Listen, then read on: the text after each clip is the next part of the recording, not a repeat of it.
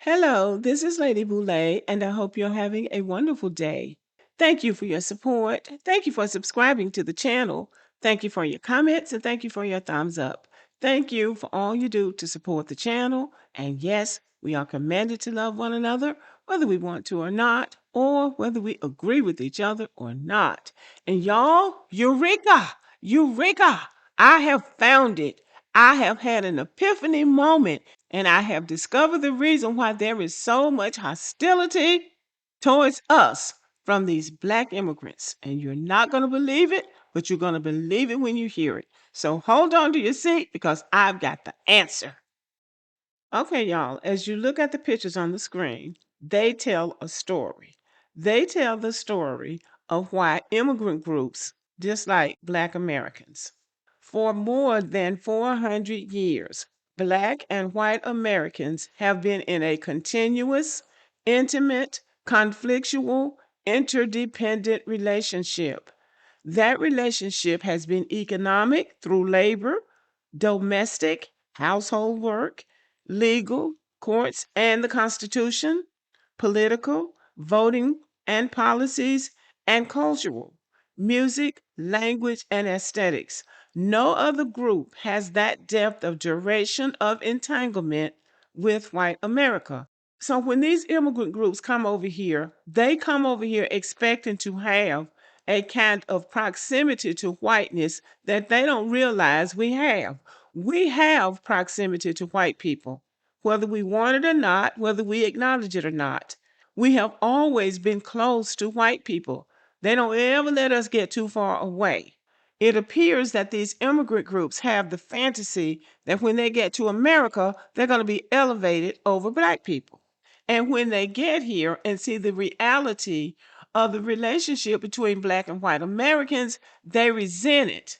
This is the base of the resentment that these immigrant groups have for Black Americans, especially the Black immigrants. So let's break it down. What happens when the preloaded narratives that immigrants have about Black Americans collapse?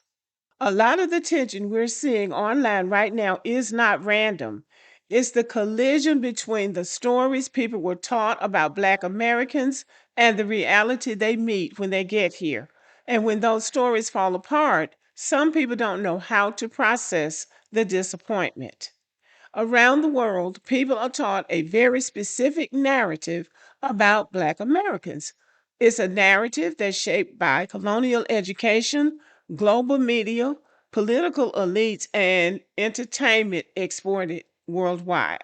I think we already know that. So when people arrive in the United States with this preloaded script about who Black Americans are supposed to be, and then they meet us, the script doesn't match the reality. Because what do they meet when they get here? They meet the real thing. And it's nothing like what somebody told them back home about who we are.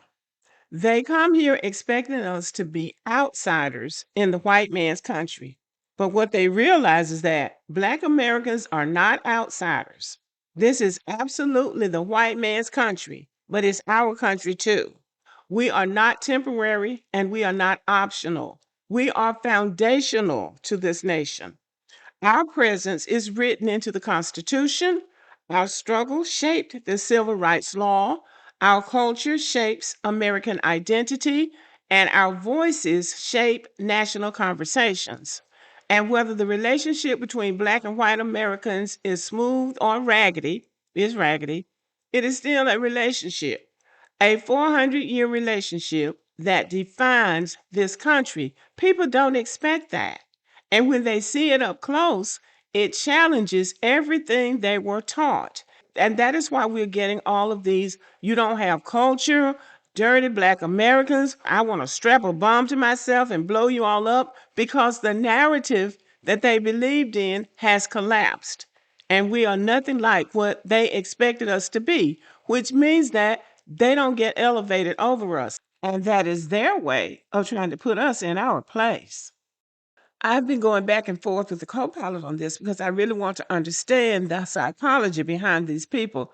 And according to the co-pilot, these people's reality has shifted. When they get here, their reality or their perception of America and Black Americans has shifted. And they are fearful and insecure. So they lash out at Black Americans. Now, that's what the co-pilot says, and I believe it. And to that, I say, too bad. And the sooner you get a grip on reality, the better off you're going to be. Because we're not responsible for something you learned way back home in the village that didn't have anything to do with who we are. Now, here is the part about Black Americans that people don't understand, because they are not Americans. They haven't been here for 400 years. Black Americans have always identified with the American power structure, not with the margins of society. Even during slavery, enslaved people identified with the household they were forced into, not with the poor white people outside of it. They even had a name for it. They called them poor white trash, because they did not see themselves as socially aligned with poor white people. We always had pride and we always had dignity. They saw themselves as dignified enslaved people who identified with the slave master. You know, we had a joke about Black people in service saying stuff like, "We sick boss, we sick master." So when people come here expecting us to be downtrodden and poor in spirit, they got the wrong folks. We were never those people. And what does that say about these immigrants anyway? You fled your homeland where you have agency, where your ancestors lived for hundreds of years, you claim, and you walked away from that to come to another country to elevate yourselves over somebody that you don't even know. You absolutely do not know the history of this country and refuse to learn. So, what that tells us is that we're dealing with people who are very ignorant, but who are also fearful and insecure about their place in America. Black Americans, consciously or unconsciously, identify with power, with citizenship, with the state, with the center of American life, because we have always been entangled with it. So when these immigrant groups come over here saying we complain too much or we play the victim too much, no, we know how power works. They don't. We know how power works, and they don't know how power works. That's why they run, and that's why we don't. We were never a side group in America. We were the crucible through which America defined freedom, rights, and democracy. People who come from societies where blackness is associated with the bottom caste don't expect to see Black Americans walking in the kind of confidence that we do, belonging the way we do, and being embedded in America the way we are. And it destabilized the narrative that they were taught. We don't have to crave proximity to white people because we've always had it. And they want the proximity that they will never have. They will never have the proximity to whiteness that they thought they were going to get back in the village. And so they're disappointed. And again, insecure and afraid. So that is why they become radar focused on us, and that is why they resent us. And we can talk about our accomplishments. We can talk about how we fought for them to come here. It doesn't matter. They had a preloaded narrative about who they were going to be in America and who we are in America, and neither one of them panned out the way they thought. So they blame us, and there's nothing we can do about it but get on with our lives. Because I refuse to sit around whining about what these immigrants do. What I want to do is break down the psychology of it so we understand what we're dealing with. And the collateral damage that's being done is that there are immigrants from Africa and the Caribbean who get it, and they want to have fellowship. but we can't have fellowship with a few when the majority are out here doing the things that they're doing. So we've got to deal with the majority first. And then maybe somewhere down the line, we can have fellowship with the ones who really want fellowship. But these immigrants are dealing with colossal disappointment. They come here believing they will automatically outrank Black Americans socially because that's what they were told. But when they get here, they discover Black Americans move freely, we speak freely, we challenge power openly, we are culturally dominant, we are politically central, and we are constitutionally protected. And the biggest shocker for many of these immigrants is that white Americans, whether they admit it or not, respond to Black Americans. They debate us, imitate us, fear us, follow us, and build policy around us. They always have.